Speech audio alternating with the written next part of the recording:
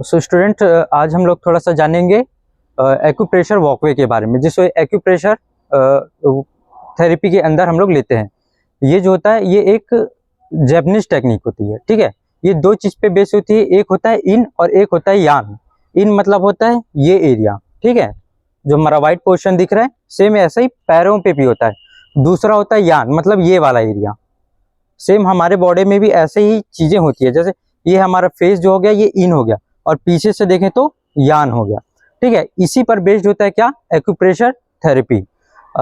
इसमें तीन तरह का दबाव होता है, एक मध्यम होता है, एक तीव्र होता है, और एक निम्न दबाव होता है। इसको बोल सकते हैं, इंग्लिश में बोलेंगे तो लो डेंसिटी, हाई डेंसिटी और मीडियम डेंसिटी बोल सकते हैं, ठीक है। तो थोड़ा सा हम लोग चलते चलते और डिस्कस करते हैं इसके बारे में क्या होता है। सबसे पहले हम लोग लो डेंसिटी स्टोन्स पे चलेंगे।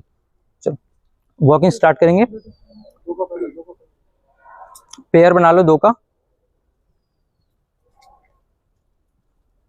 लो डेंसिटी जो स्टोन पे जब हम लोग चलते हैं तो ये हमारे सेंसेशंस को एक्टिवेट कर देता है।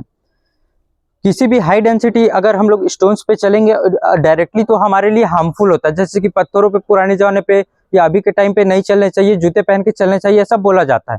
वो इसलिए होता है क्योंकि अगर हम अचानक पत्थरों पे या किसी भी कठोर चीज़ों पे चलेंगे तो हमको इंजरी हो जाती है। इसलिए पहले हम लोग के बॉडी को उस चीज़ को अडॉप्ट करने के लिए, हमारे बॉडी के सेंसेशन को बढ़ाने के लिए हम लोग सबसे पहले लो डेंसिटी स्टोन्स पे चलते हैं। तो ये जो हम लोग चल रहे हैं इसको लो डेंसिटी स्टोन्स बोलते हैं। इसी के साथ जब हमारा लो डेंसिटी स्टोन का जो चलना होता है वो कवर हो जाता है, उसके बाद हम लोग आते हैं मीडियम डेंसिटी स्टोन में, ताकि हमारी स्टिमुलेशन जो होता है वो बढ़ जाता है। यहाँ से ये आ जाओ, ये हमारा होता है मीडियम डेंसिटी स्टोन्स होता है ये। इससे हमारा जो सेंसेशन थोड़ा सा एक लेवल ऊपर जाता है। उसी के बाद आ जाता है हमारा हाई डेंसिटी स्टोन। जो आगे आप चल रहे हैं वो हो गया हमारा हाई डेंसिटी स्टोन। इससे क्या होता है, हमारे जो बॉडी में पर्टिकुलर जो मसल्स होते हैं, इन यान जो भी सिस्टम होता है हमारा, उसमें एक प्रेशर जनरेट होता है। एक्यू प्रेशर का मतलब ये होता है, एक्यू मतलब पॉइंट और प्रेशर मतलब उस पर दबाव देना। एक्यू प्रेशर का ये मीनिंग होता है। तो इसमें चलने से क्या होता है, उस पर्टिकुलर पॉइंट पे एक प्रेशर जनरेट होता है। और हम सब जानते हैं कि हमारे बॉडी में पूरा नर्वस सिस्टम फैला हुआ है, और हमारे जो हर एक नर्वस सिस्टम हमारे ब्रेन से कंट्रोल होता है, और हमारा पूरा बॉडी जो है हमारे ब्रेन से कंट्रोल होता है।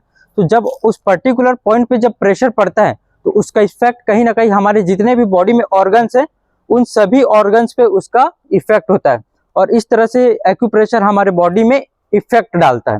इससे बहुत सारी प्रॉब्लम्स ठीक हो सकती है हमारी बॉडी के, जैसे कि हमारे जितने भी स्टमक के रिलेटेड प्रॉब्लम है, हाइपर एसिडिटी है, हाइपो एसिडिटी है, डायरिया हो गया, कॉन्स्टिपेशन हो गया, हार्ट डिजीज हो गया, ये सारी चीज़ों को क्योर हम लोग एक्यूप्रेशर से कर सकते हैं।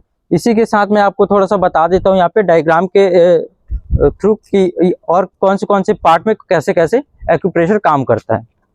तो यहाँ पे हम लोग देख सकते हैं एक्यूप्रेशर प्लेट में हमारे फुट का एक फुटप्रिंट यहाँ पे दिखा हुआ है। फुटप्रिंट आप लोग ध्यान से देख सकते हैं। सर चढ़ तो यहाँ पे देखिए हमारे पैरों की 4 उंगलियां और 1 अंगूठे, ऊपर से हम लोग शुरू करते हैं। इसमें हमारे 4 साइनस होते हैं। साइनस मतलब आप लोग समझते हैं, साइनस वो जो हमारे नाक के 4 अंदर के भाग होते हैं। साइनस जब उसमें कफ हो जाता है तो उसको बोलते हैं साइनोसाइटिस बोलते हैं। ये एक बीमारी होती है। एक्यूप्रेशर में जब यहाँ इफेक्ट पड़ता है तो वो हमारे साइनस के लिए बहुत अच्छा होता है। इससे हम लोग को साइनोसाइटिस की प्रॉब्लम नहीं होती। दूसरा, जब हम लोग थंब में आते हैं तो थंब में सबसे ऊपर आता है ब्रेन। तो जब इस पार्ट में हम लोग को प्रेशर पड़ता है हमारे ब्रेन वाले पार्ट में, तो इससे क्या होता है, हमारा ब्रेन एक्टिव हो जाता है, ठीक है। ब्रेन के साइड में देखेंगे तो साइड नेक आता है। साइड नेक मतलब हमारे नेक का ये हिस्सा, ठीक है। तो ये हमारे नेक के लिए अच्छा होता है।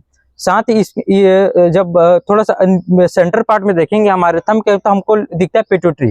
पिट्यूटरी एक ग्लैंड होता है, सबको पता है। पिट्यूटरी ग्लैंड के सही से कार्य ना करने की वजह से बहुत सारी दिक्कतें आ जाती है। उसी के साथ थोड़ा सा नीचे जाएंगे तो हम लोग को नेक और थॉराइड। थॉराइड भी एक हार्मोन होता है, ठीक है। थॉराइड के अंदर T3 और T4 2 हार्मोन्स होता है। T3 T4 इन दोनों के बैलेंस जब कम हो जाता है या ज़्यादा हो जाता है तो हम लोग को थायराइड की प्रॉब्लम होती है, ठीक है। तो जब ये थायराइड पोर्शन पे जब हम लोग का प्रेशर पड़ता है तो हम लोग को थॉराइड बैलेंस होता है। उसी के साथ जब हम लोग नीचे आते हैं तो हम लोग को दिखता है एक लंग्स का पार्ट। लंग्स हमारे लिए बहुत ज़रूरी होता है, क्योंकि हमारे जितने भी सेल्स उसको क्या करता है, ऑक्सीजन प्रोवाइड करता है।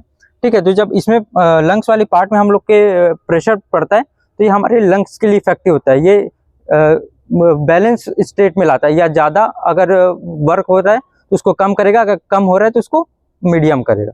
ठीक है, उसके बाद आ जाता है सोलार प्लेक्सस। सोलार प्लेक्सस हमारे बॉडी में एक तरह से एक्टिवेशन का काम करते हैं। जैसे हम लोग को कोई भी रिएक्शन या एक्शन होता है तो हम लोग को पता चल जाता है। जैसे हम लोग का अगर आग में हाथ जाता है, ठीक है, तो हम लोग तुरंत खींचते हैं। कुछ लोग का ये चीज धीरे होता है, तो कैसे तेज होता है, जिनका ये सोलार प्लेक्सर अच्छा होता है उनमें ये चीजें बहुत अच्छी होते हैं। तो यहाँ पे प्रेशर पड़ने से हम लोग का सोलार प्लेक्सर अच्छा होता है। लीवर को सब लोग जानते होंगे, लीवर हम लोग के लिए कितना, लीवर कमजोर होने से हमारे अंदर पे बहुत सारी वीकनेस वगैरह की प्रॉब्लम आती है। तो अगर लीवर वाली पार्ट पे अगर हम लोग का प्रेशर पड़ रहा है तो हम लोग के लिए लीवर स्ट्रांग होता है। ठीक है, साथ में इसी के साथ आ जाता है हम लोग का ये लार्ज इंटेस्टाइन। लार्ज इंटेस्टाइन हमारे बॉडी में क्या काम करता है, जो वाटर होता है उसका एब्जॉर्प्शन कहाँ से होता है, लार्ज इंटेस्टाइन से होता है। स्मॉल से भी होता है, लेकिन सबसे अधिक कहाँ से होता है, लार्ज इंटेस्टाइन। लार्ज इंटेस्टाइन में सबसे मेन प्रॉब्लम आजकल जो देखी जाती है वो है, क्या होता है, स्टूल जो होता है, जो हम लोग करते हैं वो कठोर हो जाता है। ठीक है, तो और इसको बोलते हैं हम लोग, क्या बोलते हैं, कठोर हो जाता है, इसको हम लोग लार्ज इंटेस्टाइन। तो इस पार्ट में प्रेशर डालने से क्या होता है, हम लोग का ये जो है सॉफ्ट होता है। ठीक है, और इजीली मूव हो जाता है। उसके बाद हम लोग को होता है नीचे, और जब लास्ट में आ जाते हैं एक, आप लोग देख रहे हो साइटिक नर्व। साइटिक नर्व क्या होता है, साइटिक नर्व वो नर्व होता है जो हमारे स्पाइनल कॉर्ड के बीच बीच से जो नर्व निकली होती है उसको बोलते हैं स्पाइनल साइटिक नर्व। जब ये साइटिक नर्व दब जाते हैं, ठीक है, ओल्ड एज के साथ क्या होता है, हम लोग की हड्डियां कमजोर होती है, साइटिक नर्व दब जाता है, उसी को क्या बोलते हैं, साइटिका बोलते हैं। साइटिक नर्व के दबने को साइटिका बोलते हैं। तो इस पार्ट में जब हम लोग का प्रेशर पड़ता है तो हम लोग का साइटिक नर्व क्या होता है, एक्टिवेट हो जाता है और उसका फंक्शन अच्छा हो जाता है। इसी के साथ हम लोग का स्पाइन, ये देखो यहाँ से यहाँ तक जो हम लोग का स्पाइन का पार्ट दिखाया गया है। स्पाइन मतलब हमारा स्पाइनल कॉर्ड। हमारे स्पाइनल कॉर्ड को हमारे जो पूरे बॉडी है उसका मेन फ्रेम कहा गया, मेन स्ट्रक्चर। स्पाइनल कॉर्ड से ही हमारा बॉडी जो है अपना स्ट्रक्चर बना पाता है। तो हमारे स्पाइनल कॉर्ड को किसी भी प्रॉब्लम ना हो, इसलिए हम लोग इस पार्ट पे एक्यूप्रेशर के माध्यम से थेरेपी देते हैं। उसके ऊपर आ जाता है हमारा स्मॉल इंटेस्टाइन। स्मॉल इंटेस्टाइन का क्या काम होता है, ये हमारे फूड के डाइजेशन के लिए बहुत ही हेल्पफुल होता है। ठीक है, तो अगर स्मॉल इंटेस्टाइन में किसी भी प्रकार की प्रॉब्लम है और हम लोग अगर इस पार्ट पे अपना प्रेशर डालते हैं, प्रेशर जनरेट करते हैं, तो हमारे स्मॉल इंटेस्टाइन के लिए बहुत अच्छे से काम करता है। उसके बाद आता है हमारा किडनी। किडनी हमारा क्या काम करता है, प्योरिफिकेशन का काम करता है। प्योरिफिकेशन मतलब हम लोग जो भी खाना खाते हैं उसमें कुछ यूरिया या कोई भी अगर किसी भी प्रकार के चीज होते हैं उसको प्योरीफाई करने का काम किसका होता है, किडनी का। तो अगर किडनी हमारा सही से वर्क करेगा तो हमारा प्योरिफिकेशन भी सही से होता है। उसके ऊपर आ जाता है हमारा पेनक्रियास। ठीक है, तो इस पार्ट में अगर हम लोग प्रेशर जनरेट करते तो हमारा पेनक्रियास भी अच्छे से काम कर जाता है।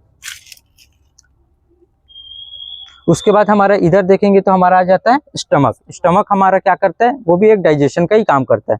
इसमें हमारा HCl हाइड्रोक्लोरिक एसिड नाम का केमिकल होता है, वो हमारे डाइजेशन के लिए बहुत अच्छा होता है। तो ये हमारे पेट में जितना ज़्यादा HCl रिलीज होता है उतना हमारे फूड के डाइजेशन के लिए अच्छा होता है। इसीलिए कहा जाता है कि खाना खाने के तुरंत बाद पानी नहीं पीते, क्योंकि HCl जो होता है वो डाइल्यूट हो जाता है। तो यहाँ पे इस पर्टिकुलर पॉइंट पे प्रेशर जनरेट जब होता है तो हमारा HCl का जो रिलीज होता है वो उसका टाइमिंग सही होता है और उसका मात्रा भी सही हो जाता है। तो ये हम लोग का एक्यूप्रेशर का पूरा क्लास था। किसी को कोई डाउट हो तो पूछ सकते हैं इसमें।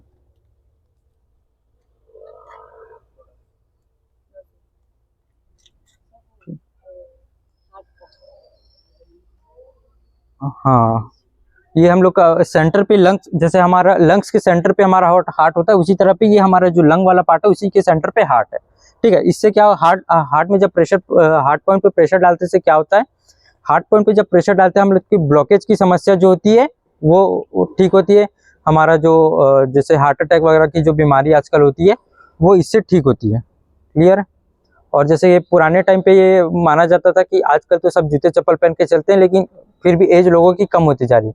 पुराने टाइम में क्या होता था, लोग नंगे पैर चलते थे। और काफ़ी लंबे टाइम तक जीते थे। तो एक कहीं से थ्योरी निकल के आती है कि कहीं ना कहीं हमारा नंगे पैर चलना या फिर हमारा जो एक्यूप्रेशर का जो सिद्धांत है वो कहीं ना कहीं कारगर सिद्ध होता है इस चीज़ पे। ठीक है, तो कितने देर तक एक्यूप्रेशर लेना चाहिए? कम से कम आपको 10 से 20 मिनट एक दिन में आपको एक्यूप्रेशर लेना चाहिए। एक दिन में? हाँ, सिर्फ एक दिन में एक टाइम या सुबह या शाम? सुबह शाम भी ले सकते हैं। सही है। अगर ये जो स्टमक वो मतलब एक ही पैर से वो नहीं, ये दोनों पैर से होता है। जैसे दोनों हाथ से होता है वैसे दोनों पैर से होता है। ये जो पॉइंट की बात कही गई वो कैरोथेरेपी पे भी आता है। जैसे कान पे आप लोग देखे होंगे कि इतनी बड़ी बड़ी सुई लेके कितने लोग के कान पे लगाते हैं या बॉडीज पे भी लगाते हैं वो। हाँ, एक्यूपंचर जिसको बोलते हैं, कान पे लगाते हैं उसको कैरोथेरेपी बोलते हैं। हाथ पे या शरीर पे लगाते हैं एक्यूपंचर बोलते हैं। और पैर या हाथ पे लगाते हैं उसको एक्यूप्रेशर बोलते हैं। तो ये जो सारी थ्योरीज है वो प्रेशर पे काम करते हैं। ठीक है, एक्यू मतलब पर्टिकुलर प्लेस और प्रेशर मतलब उसमें प्रेशर डालना। तो इस थ्योरी पे ये भी काम करता है। एक्यूप्रेशर जो है इसी थ्योरी पे काम करता है। ठीक है सर, हमारे जो पैर रहते हैं वो इस तरीके से जो बीच का जो भाग होता है वो उठा होता है। तो जो स्टमक वाला जो पार्ट है वो तो हमारा मतलब पूरा रखाता ही नहीं है पैर पे। तो इसीलिए तो एक्यूप्रेशर पार्क बनाया गया ताकि वो हर एक लेवल की जो शुरू में जो बताया गया ना, मीडियम, लो, हाई, ताकि वो हर एक जगह पे हर एक पॉइंट पे वो प्रेशर जनरेट होगा। नॉर्मली जब हम चलेंगे तो उसमें प्रेशर जनरेट नहीं हो, उसको बनाया ही इसीलिए गया है कि हर एक पर्टिकुलर पॉइंट पे वो प्रेशर जनरेट कर सके। स्टमक के लिए थोड़ा हाई लेवल पे करेंगे तभी हमारा स्टमक वहाँ पे हाँ, कवर करेगा। सिर्फ हाई या लो अपने अनुसार नहीं करना है उसको, आपको हाई, लो और मीडियम तीनों एक साथ लेना है। मैंने बताया ना, आप सीधा अगर हाई पे चले गए तो आपको इंजरी हो सकती है क्योंकि आपका बॉडी उस चीज़ के लिए रेडी नहीं रहेगा। आपका बॉडी उस चीज़ को अडॉप्ट नहीं करेगा। जैसे अगर हम अचानक गिरते हैं तो हमको चोट लगती है, लेकिन अगर सावधानी से अगर कोई चीज़ को करते तो चोट नहीं लगेगी। तो वैसे ही अगर हम लोग अचानक हाई पे चले गए तो हम लोग का पैर छील सकता है, लग सकता है, ऐसे टाइप के बहुत सारी प्रॉब्लम हो सकती है।